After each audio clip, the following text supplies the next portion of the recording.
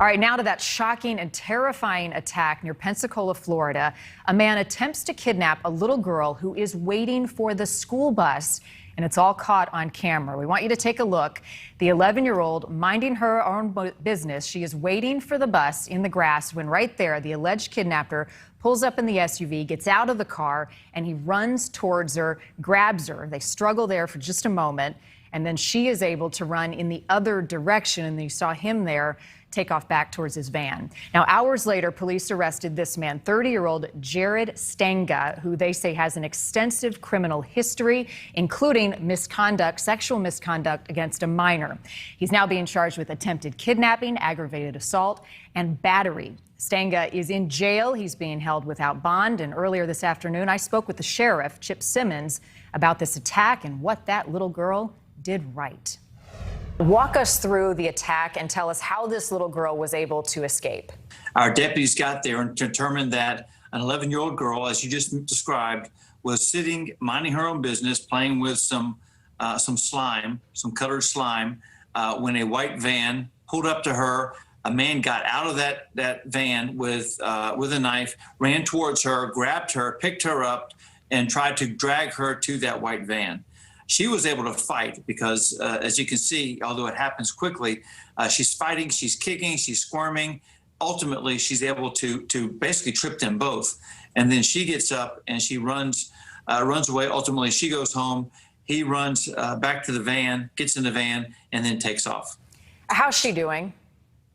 She's doing okay. I spoke to her mother just recently, and then I went to the scene myself yesterday, and I talked to them. They're dealing with it. I mean, obviously, it was a traumatic experience for her. She has a couple scratches. She was a little out of breath.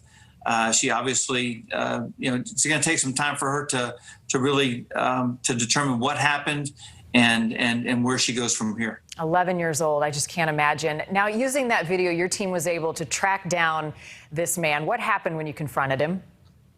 That's correct. What we had the description of the white van. Then we had about 50 deputies out. I sent everyone we could spare to go to every house, to every business, looking for this van so that we can get a tag number. We were able to do so. We had isolated about 4 or 5 locations that where he may be, one of which was his home. We got him on the phone, but by that time we'd already had deputies at his home and just told them to come on outside because you're under arrest. What is your advice for parents when they watch this video, they see what happened, and the outcome in this case was good? What do you tell folks? Well, what I would tell people is to pay attention to your surroundings. If something doesn't feel right, it probably is not right. And again, I would also tell them to do what ultimately saved this girl's life, and that is to fight and to never give up, to scream, to kick, to throw things, to do everything you can. Basically, just fight like heck. It'll probably save your life. There's a lot we can learn from this, so we appreciate you sharing it with us. Sheriff Chip Simmons, thank you. Rob, it is just traumatizing to see. We both have kids. For everybody at home, I think when you first watch it, it takes your breath away. I mean, it is chilling.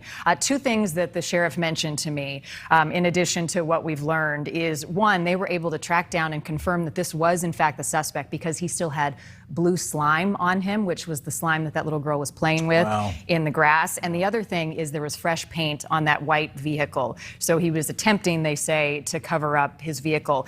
And we also learned this was the second attempt by this man to allegedly kidnap this little girl. He, 2 weeks ago, was interacting with her. She was made to feel uncomfortable. She told her mom. So for the last 2 weeks, her mom has been walking her to school.